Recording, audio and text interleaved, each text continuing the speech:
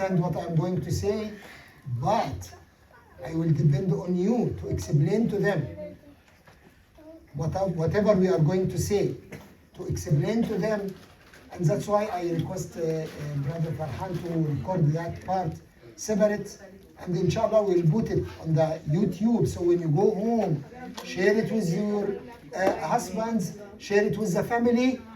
That is something very important because it is regarding our faith, our belief in Allah subhanahu wa ta'ala.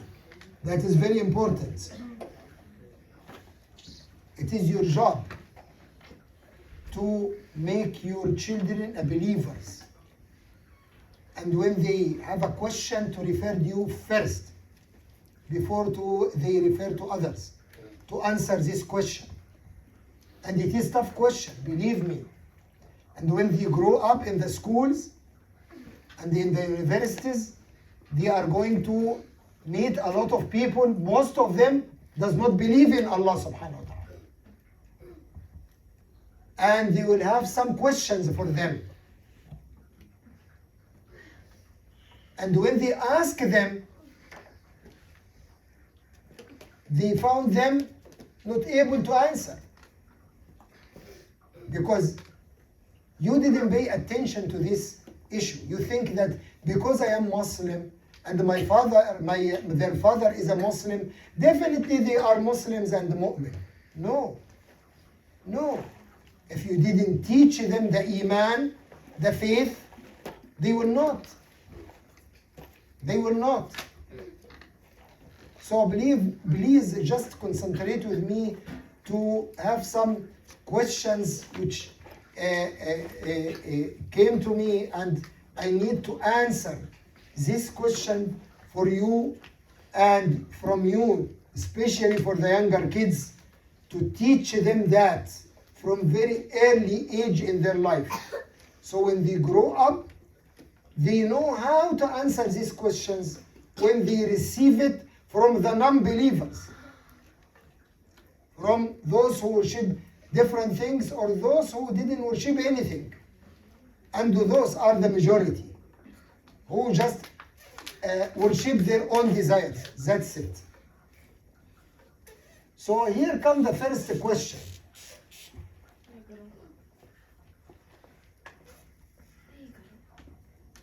Why we need God? Can anybody answer this question? If somebody who is atheist ask you this question, why we need God? Why we need Him? For what? Yes.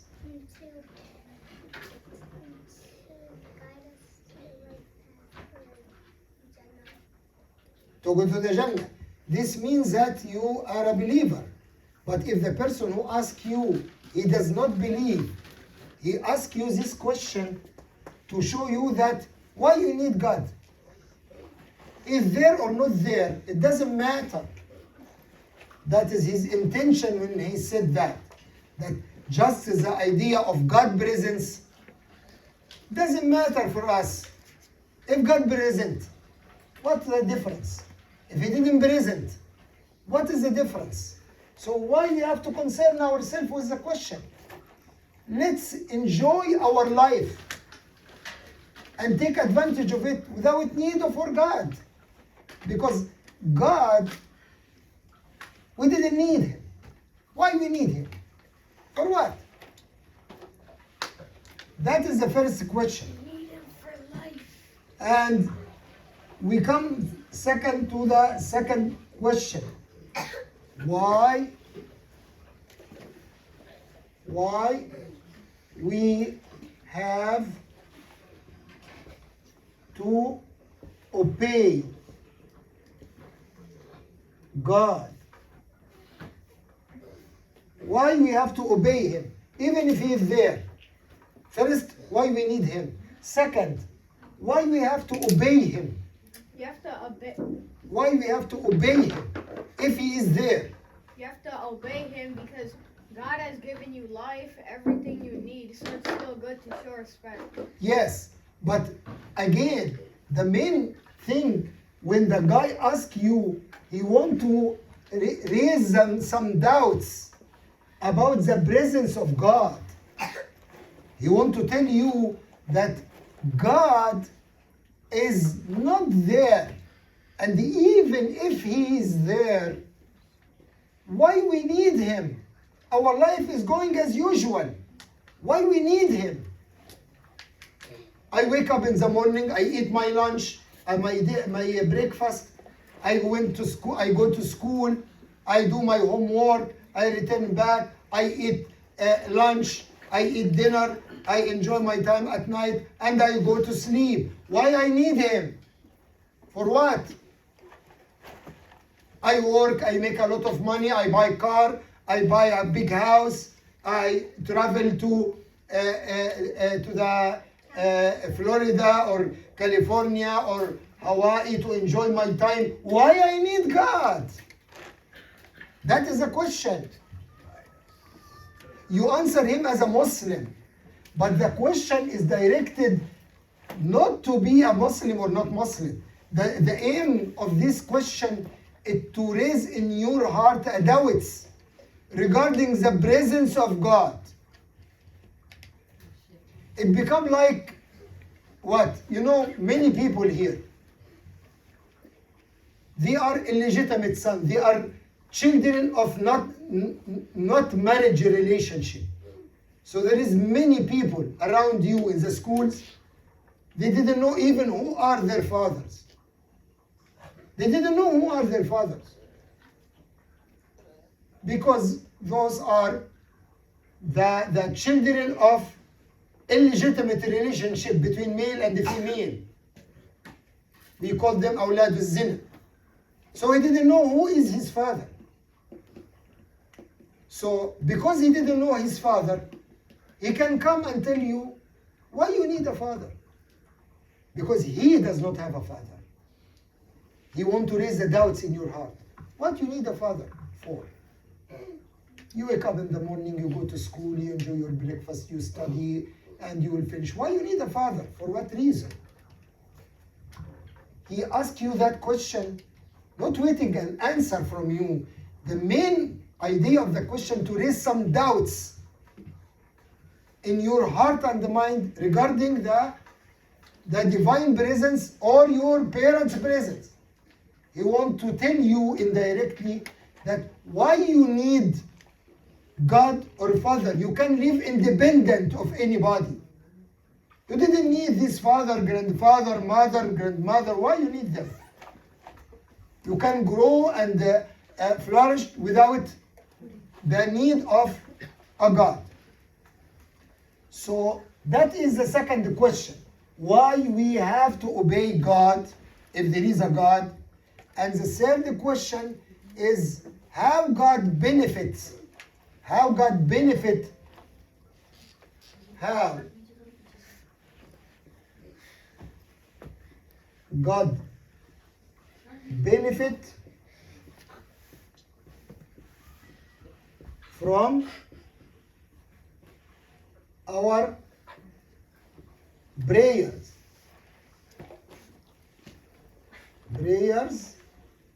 and obedience.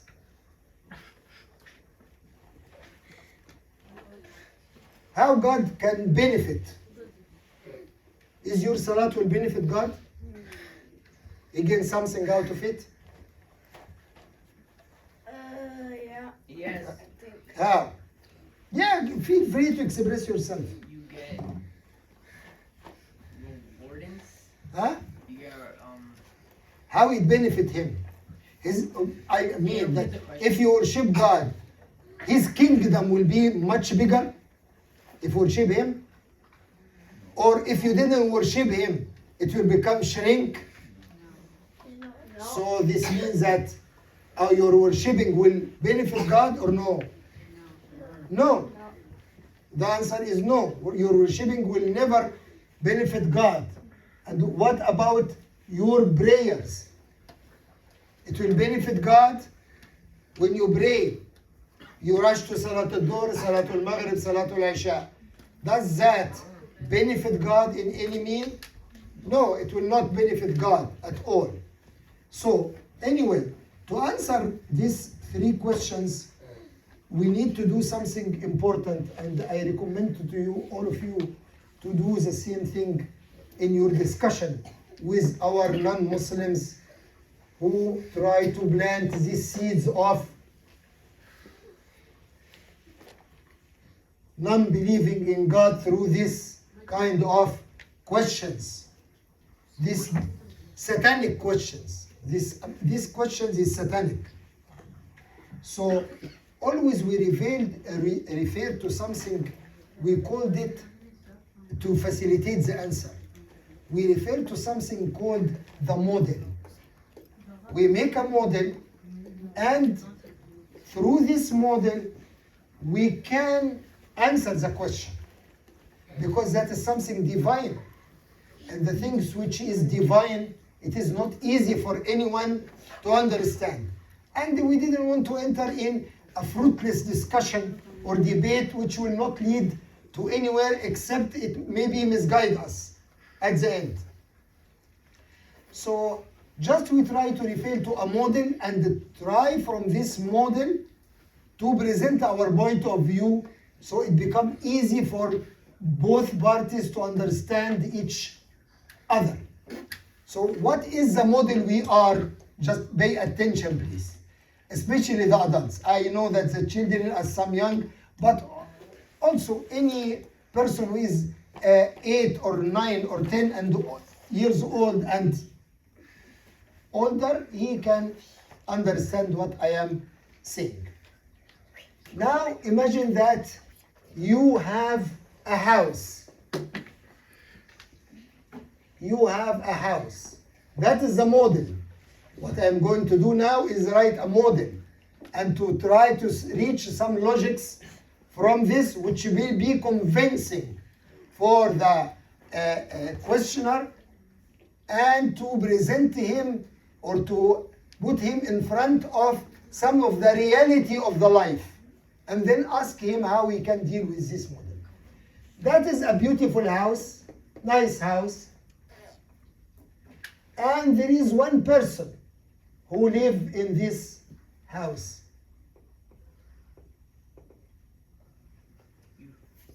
And he has a family. A person lives in this house and he has a family. So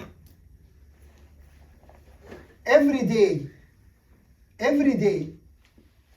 when this person opens the door of the house, he found food, milk, drinks in front of his door. The first day, oh, very good. He thought that those are the neighbors.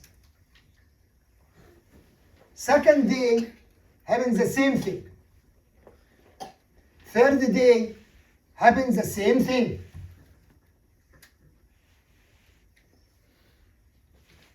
This guy, or any one of you, what will be his question? When you find that some food, good stuff, candy, milk, in front of your door every day. Why? Any person have a question in his mind, that person, you find that, what the question will come in his mind? Yes, my daughter. Huh? Who? Give me, right? That's a logic question. Who? Who put that in front of my door? If you are in the hospital and the nurse bring for you a bouquet of flowers, but no card on it, first thing you will ask, oh, where is the card? No card. You will ask her then, who sends this flower? Because when he becomes sick, I will have to give to him too, right? Is this a legitimate question or no? Yes. Absolute. So this guy, the owner of the house, he will ask, who gave me this food? Who? Who? This food didn't come from nowhere. It come from somebody. Who is this somebody? is number one. Another time, this person, when he wake up, he found, mashallah, there is a security guards. They are protecting his home. So no thief, nobody can come and hurt this guy or hurt anybody of his family. They kept there for 3, 4, 5 days. But one day he wake up, he didn't find any one of these securities who are sitting here protecting him. He didn't find them. And because he didn't find them, he noticed that there is some thieves coming try to jump in the house because no security guards. Will not the owner of this house ask, who bring these security guards in front of my home to protect me? Who? Who hired them? I didn't hire them. So who hired them to protect me? And who take them away today so they are not there anymore, so the thieves attack my home? Why they have been departed? Who hired them and who tell them to dismiss and leave the house without protection? Isn't that will come to that mind, the person mind? Absolutely, that is the logic of life.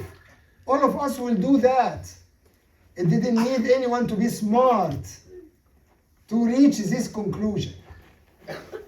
That is the model which will try to focus our discussion about it, because everybody, whatever is believed, can react with this model, can understand this model. Now we can apply our discussion or that question to that person. Same question. This person is keep asking, who bring me the food and the sweets every day? And who hire those guards? And who dismiss this guard so thieves attack me? That person, when he asks this question, can anyone come and tell him, why you ask this question? What is the benefit? What is the value of this question? Why you need to know who bring the food and who hire those guards and who dismissed them? Why you need to know him? How you can answer that question? Imagine that you are in the place of this person, the owner of the house, and you have a simple question. I want to know who put the food in front of my house every day, who hired those security guards to protect me and my family every day, and who dismissed them one day and left me alone so the thieves start to try to jump on my house. I just want to know who he is. Can anybody come and tell him, why you need to know who he is? Can anybody do that? To ask him, why you want to know? Why you want to know? Of course, I need to know. That is the human nature. To know who is bringing me this valuable food material. Who is bringing me that good stuff? Who is hiring those guards to protect me and my property and my family? Why you need to know him? I need to know him first to know why he bring me this good stuff. Why he bring it to me. And why he hired those to protect me so I am valuable for him. Why he love me so much to give me food every day and milk every day. And why he was careful to protect me with these guards. And why sometimes he withdrew these guards and left me alone to face my enemies. I need to do that. That is the logic dictates that. that even any human being need to know that. If it is your house, imagine if this is your house, and that man is your husband. You will not ask him, who is bringing this food, Mr. C? That's Mr. C is your husband, future, inshallah. Who is bringing us this food? Who's bringing us this money he left on the door of our house? Who? That is human logics. Nobody can stand in front of human logics. The human logics dictate without any doubts that anyone in that position, he will ask, who bring that stuff? Who? So no one can come and ask him, why you need to know? It doesn't matter. Why you need to know who bring you this stuff? Now we transfer this model to the question, why we need God? It is the same question. Why we need to know who bring us this good food, this good material, this sweets, this milk, everything I need. He bring it to us.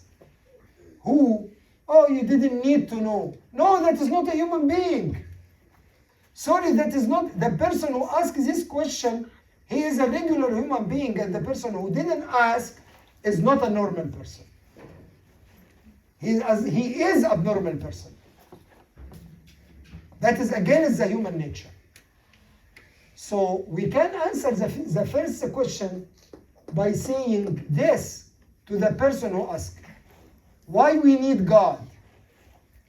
We need God so we know exactly who supply us with all these food materials, with all these trees, with all these flowers, with all these resources, with the electricity, with everything we need. Who bring that to the door of our homes?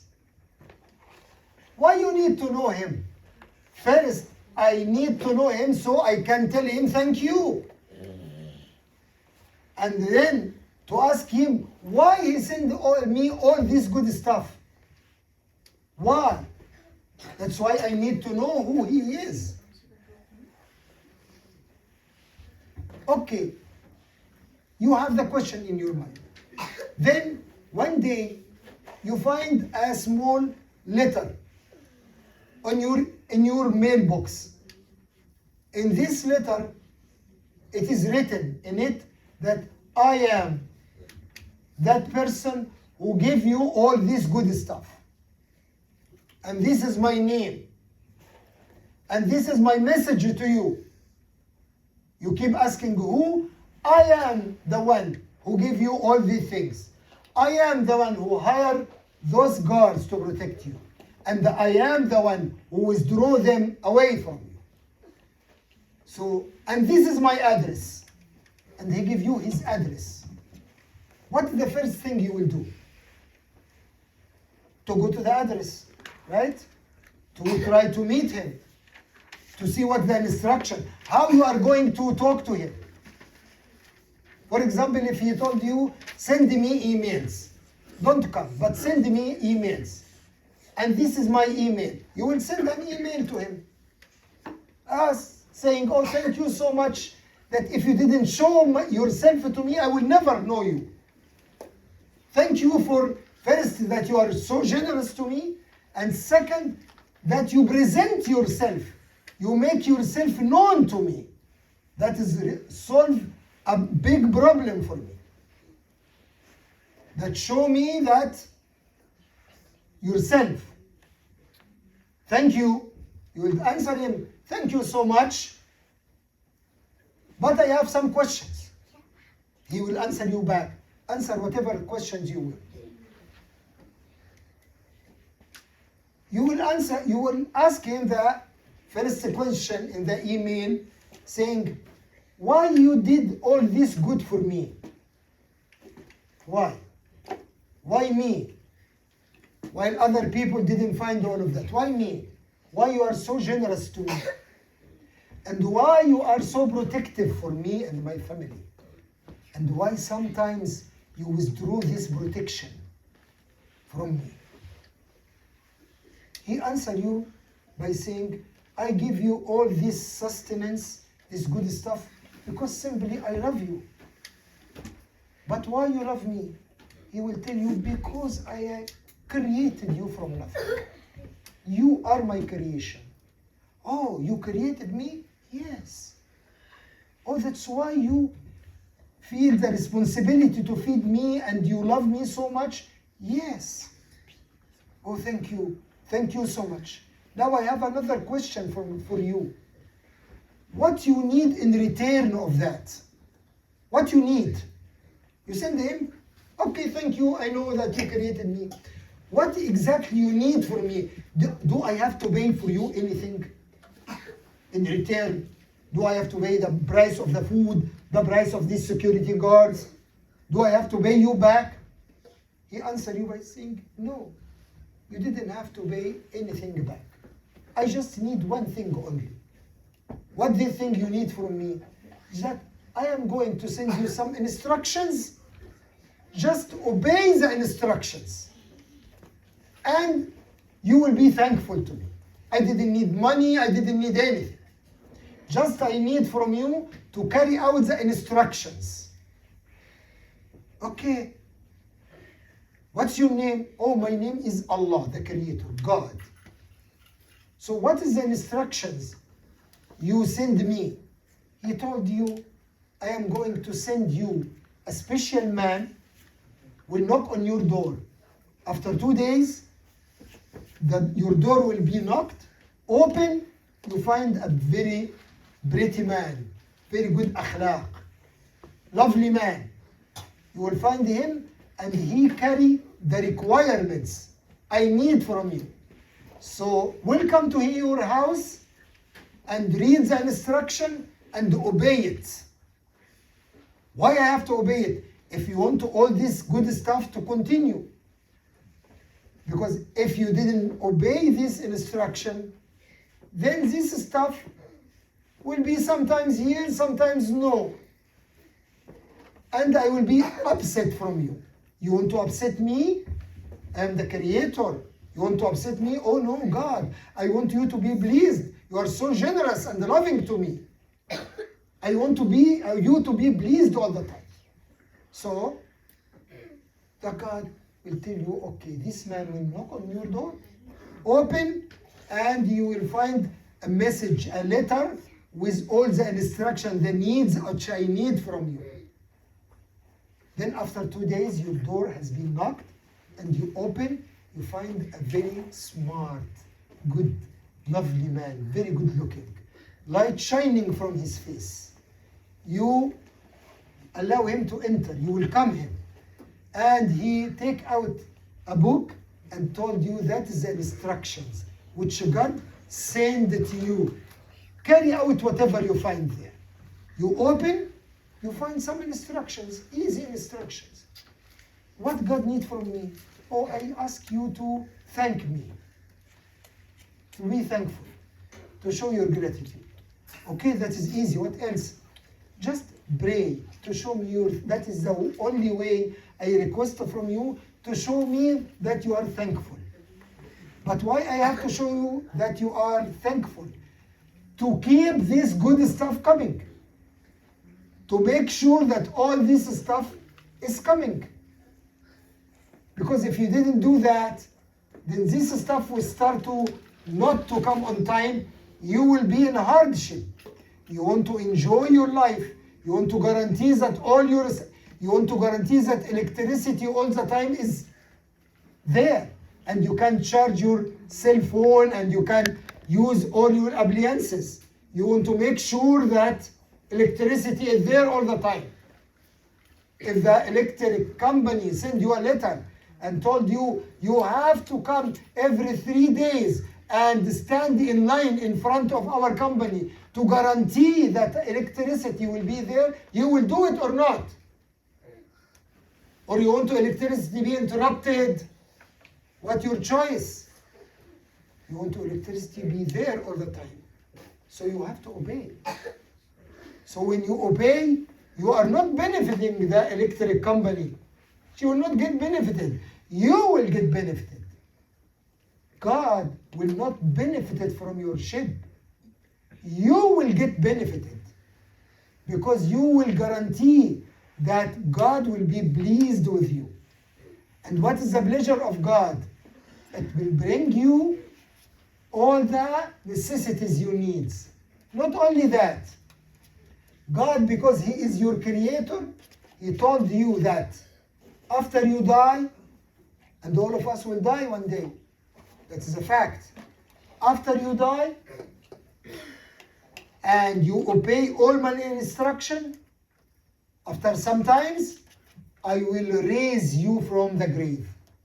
You will get resurrected again. And because you pleased me, you obey me, I will let you enter the Jannah, the paradise, where you enjoy soft, luxurious life forever. Just for obeying the instruction I sent to you. So now you understand why we have to obey God?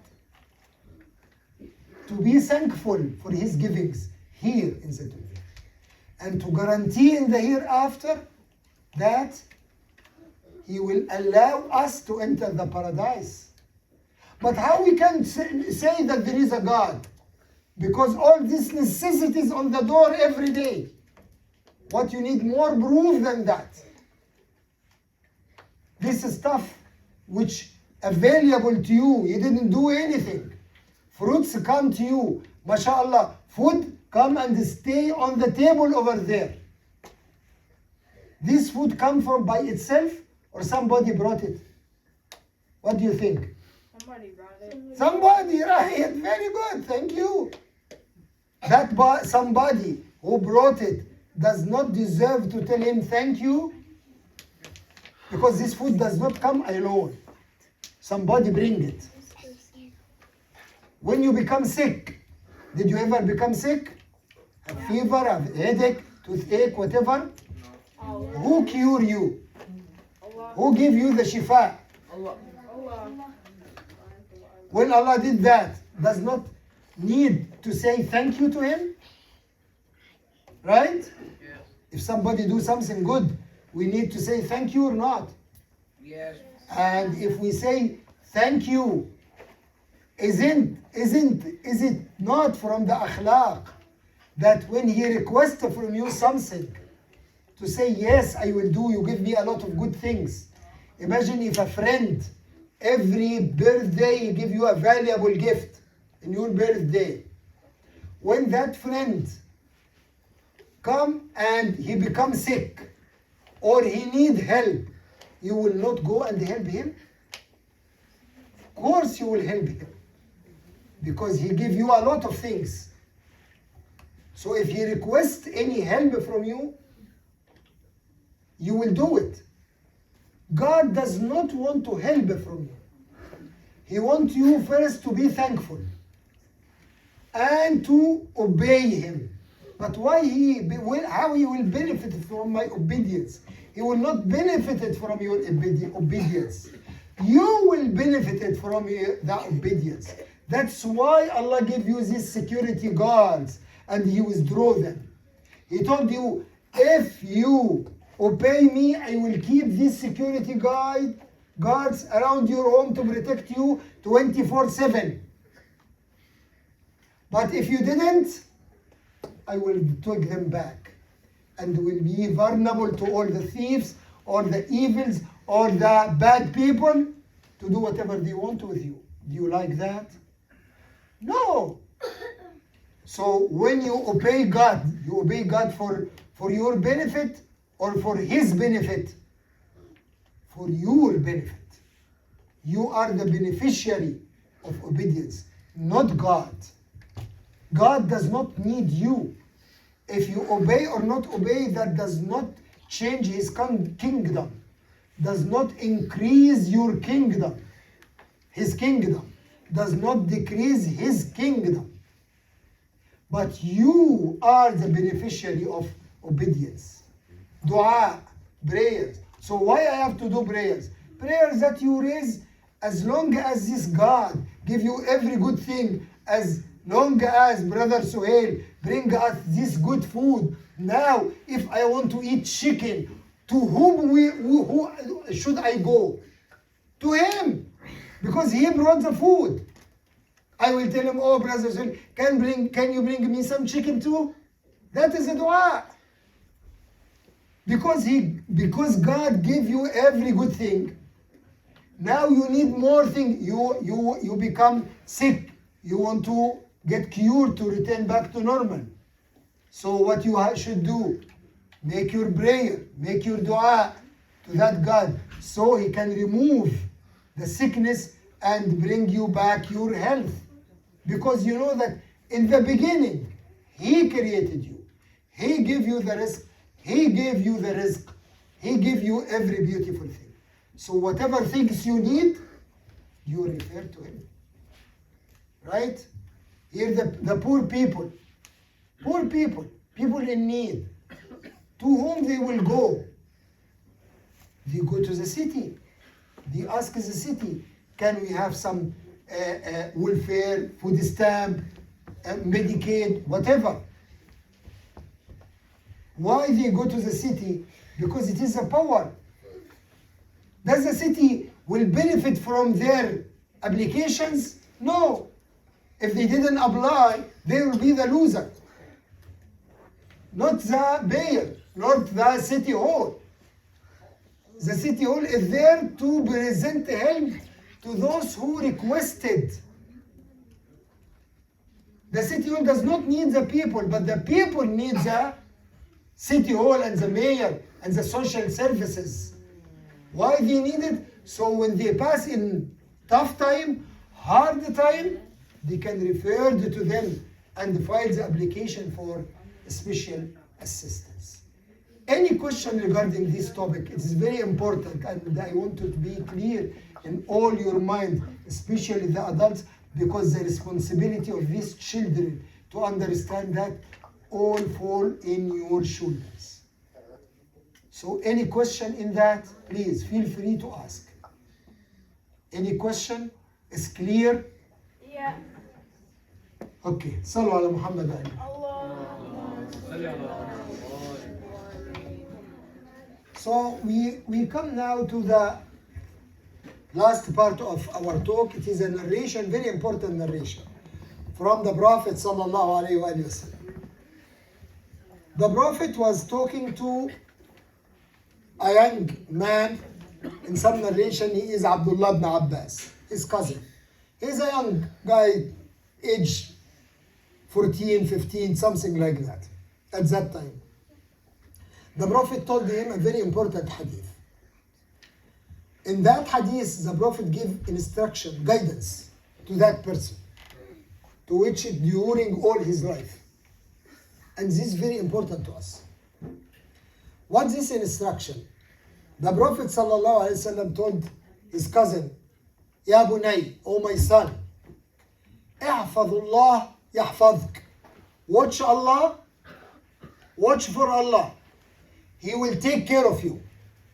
احفظ الله يحفظك.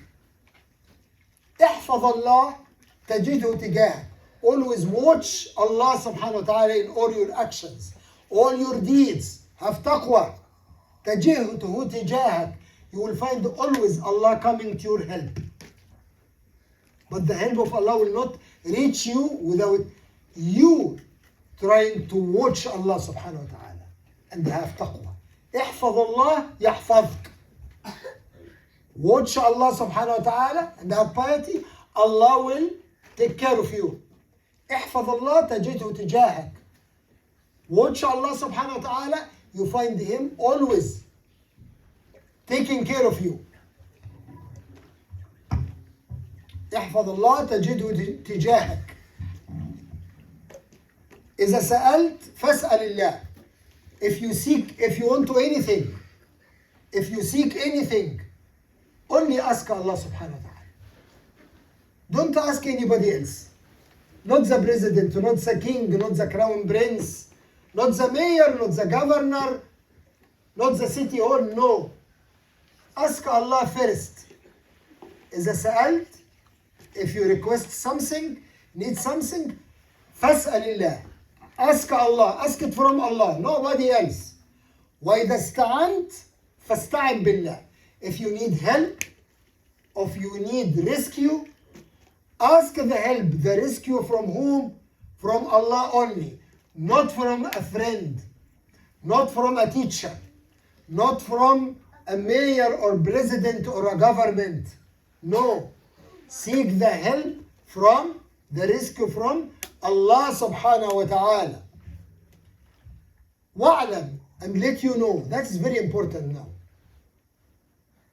وَاعْلَمْ أن الأمة, all the nation, all the human nation, لو اجتمعت, if they gather all together, imagine, the international community, all of it, اجتمعت على أن ينفعوك بشيء, they agree to benefit you with something which Allah didn't write down for you in His book, they will fail to do it.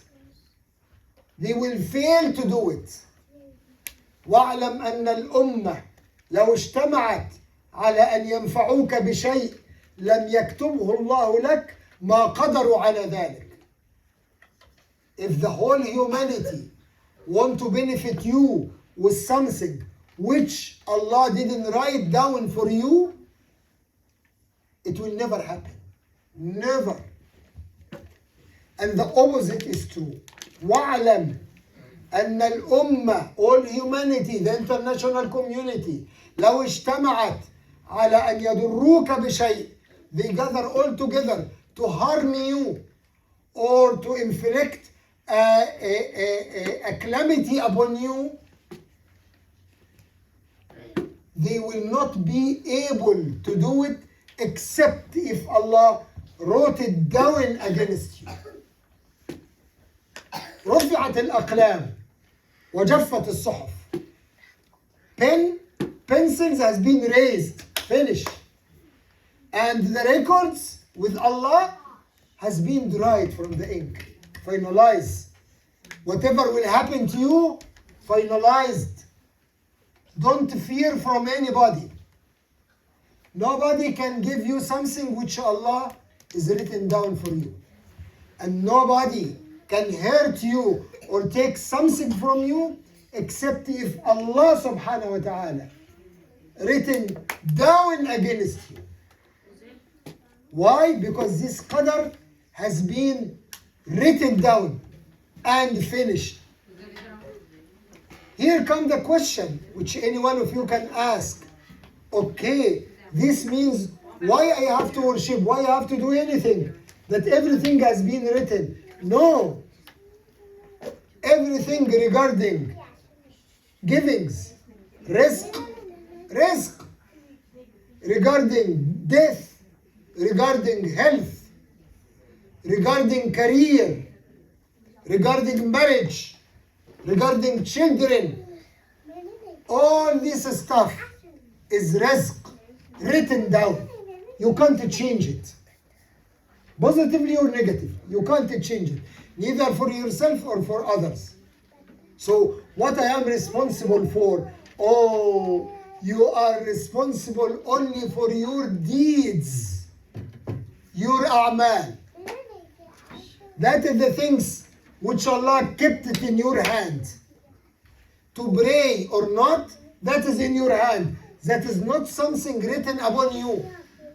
That is something you can do and you cannot. To give sadaqat, to give zakat, that is in your hand. You can obey or not obey. To respect your parents, to obey your parents, that is something in your hand. You can do or not to do. You are responsible for these things. These things has not been written down upon you. No. Only the risk and all a kind of risk. That is the only thing which has been written and finished. When you are going to die, what sicknesses you have. You will have cancer or not. Who you will marry. Do you have children or no? You will have boys or girls. Or you have mix. All that is written down. It's written down. Don't worry about it. It has been taken care of. But focus on the things which has not been taken care of. That you are responsible. And on the judgment day, you will be asked about it. Do you think that in the judgment day, Allah will ask you why you die in the age of 30? Why at the age of 50 you catch a cancer? He will ask you about that.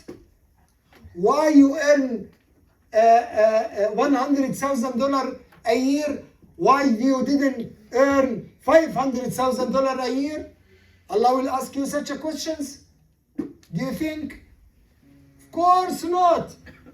Why you marry person X? Why you marry person Y?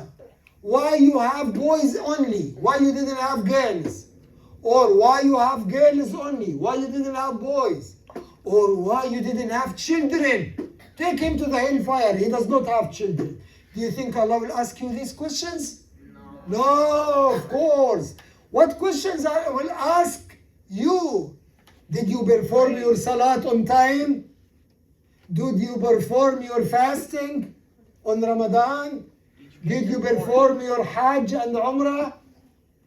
Did you give the zakat and the khums? Did you help the poor? Did you obey your parents and treat them with respect and kindness? Did you treat other people with respect? Do you have akhlaq, good akhlaq with all of them? That is the things. Were you stingy, bakhil, or you was generous? These things which Allah will ask you on the judgment day. And you will be judged based on the results of this questioning. And the result will be that either you will go to the paradise to enjoy your time eternally, or God forbid, you will go to the hellfire to stay there forever. The decision in which hand? In your hand. It is in your hand. You can direct yourself to the paradise when you pray on time, when you recite the Quran, when you come here and learn about your religion, when you become kind and obedience to your parents, when you have good akhlaq, behavior, morals with others, when you respect your teachers and your school, when you help people who need help, when you become generous to the poor and the needy, all that in your hand. And only that will decide if you will go to the paradise or to the hellfire, God forbid. Sallu ala Muhammad wa ali Muhammad. By that we conclude our sessions for today. May Allah bless all of you, and please always remember all of us in your dua. When you raise your dua, always ask Allah subhanahu wa ta'ala for good things, not for yourself, for your parents, for your siblings, for your family, and for your mu'min brothers and sisters, all of them. Sallu ala Muhammad wa ali Muhammad.